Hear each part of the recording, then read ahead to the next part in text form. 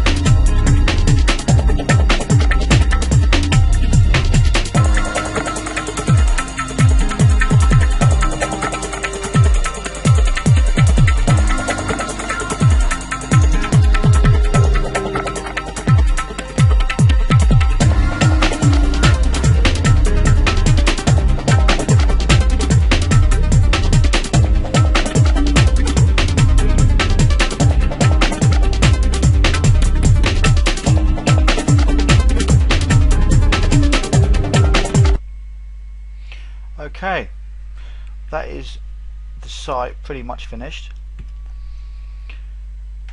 As you can see, everything looks a lot more clean now and less congested. As you can see, I've taken the links off the bottom here and I've cleaned the sidebar up and just added some links in the nav bar here. So now we're ready to put our first article on the front page, which is going to be the home page. And I usually include some images as well, and sometimes I put videos and images in the sidebar, but I'll show you how to do all that in the next video. So I hope you've enjoyed it, and you can now see that it really is simple to build a site, and it's just a case of going through and customizing all of the settings in the admin panel. So I'll see you in video number 6.